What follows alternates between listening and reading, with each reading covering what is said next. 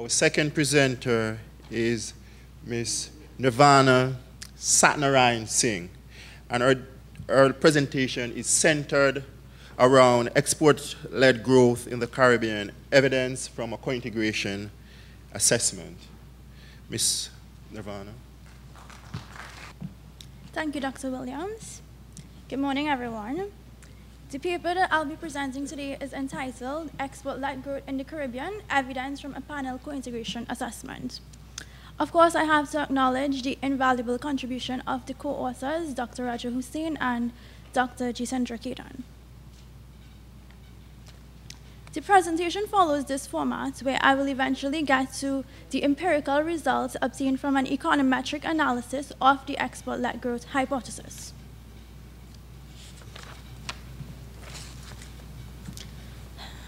The export sector is a substantial source of economic growth for the Caribbean, averaging 43% of GDP since 2010.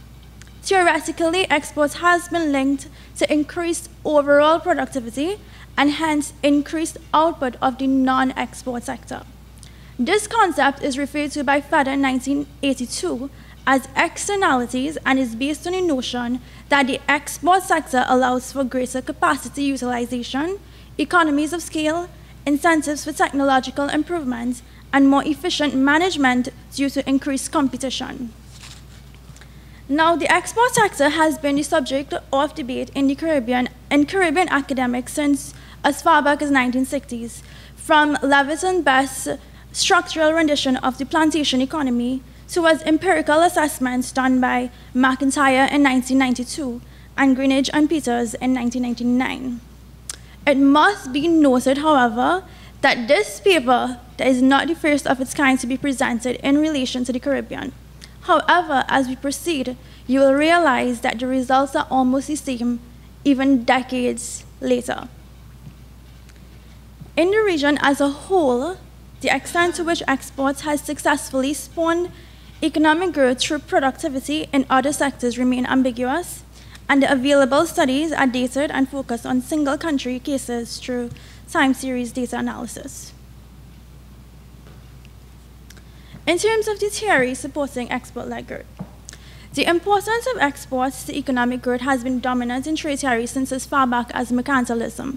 That would be in the 16th to 18th century. Additionally, theories of absolute advantage and comparative advantage, as well as factor proportion theories, all aim at determining the basket of exports which maximizes the use of a country's resources at a minimum cost. So this would be the classical comparative advantage theories. Apart from these classical theories, exports contribute to development through its ability to control rent-seeking behavior via increased competition, and also through technological diffusion and knowledge spillovers, as shown by Arrow 1962, Roma 1986, and Grossman and Helpman 1991. In terms of the empirical literature, there has been an evolution in the methodology for assessing the export-led growth hypothesis. Classical studies focus on cross-sectional data analysis. This stage was succeeded by the production function approach. In the 70s and 80s, with the availability of data, more studies focused on time series data analysis, which with improvements in econometric modeling caused researchers to focus on long-run dynamics such as co-integration tests and vector error correction models.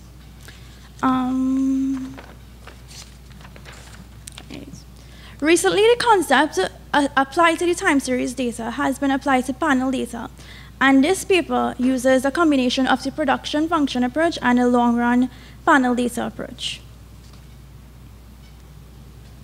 This slide just shows a number of studies in the recent years that conducted analyses using panel data for African countries, Asian countries, developing countries, sub-Saharan African countries. As you would see from the concluded remarks, the results remain ambiguous in that, for instance, Bahmani, Uskui et al.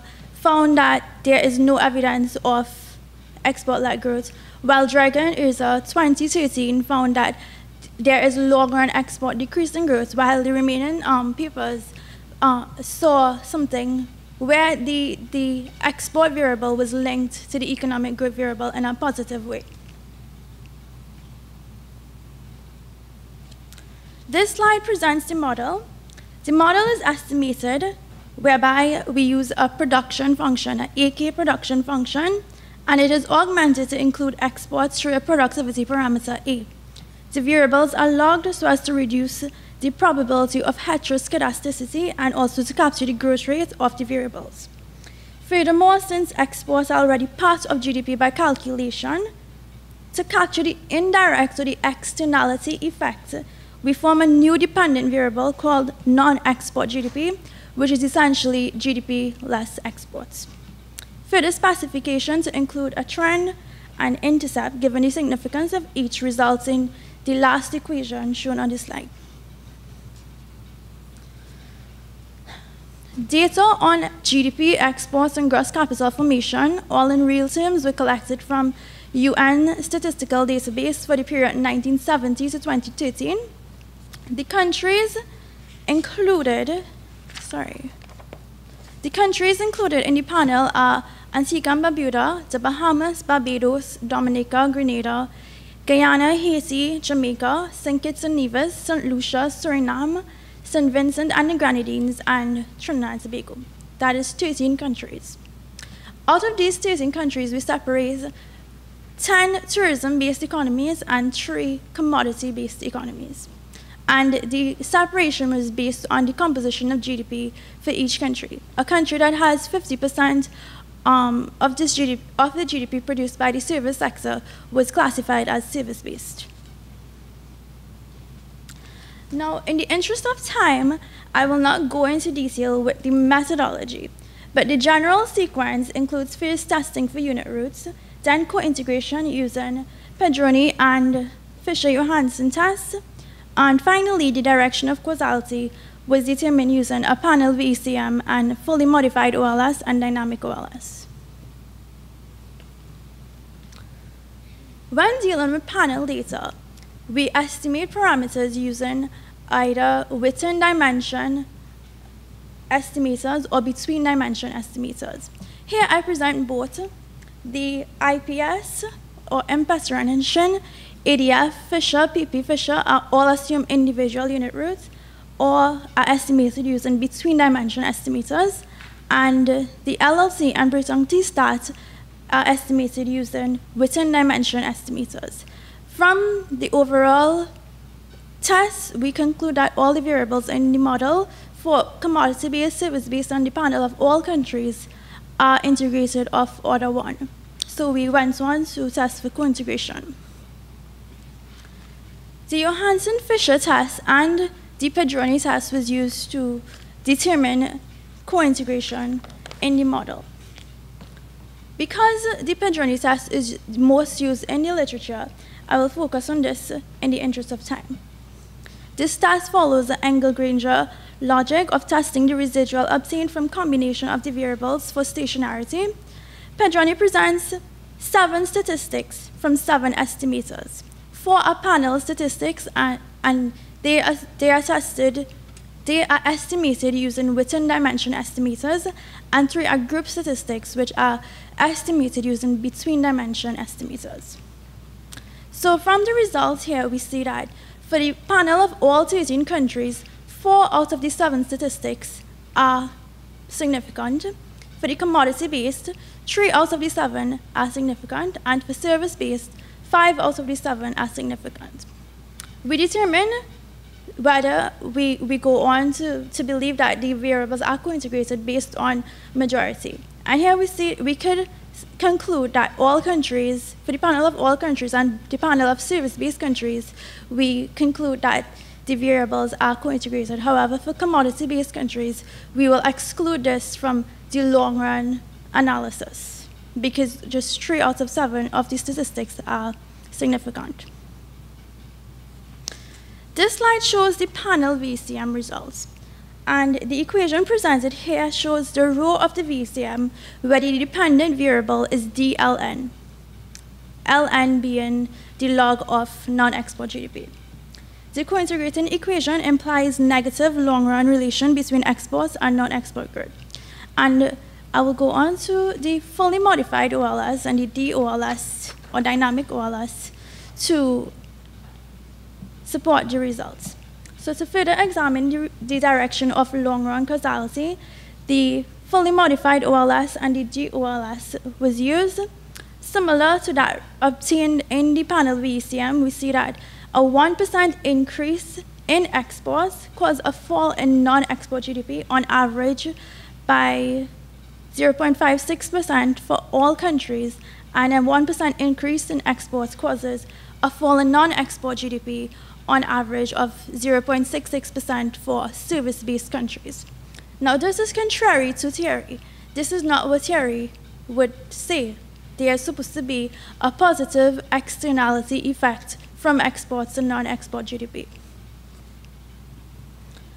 So furthermore, we estimated individual coefficients for each country, and we see that for each country except Guyana, we have a negative coefficient for LX.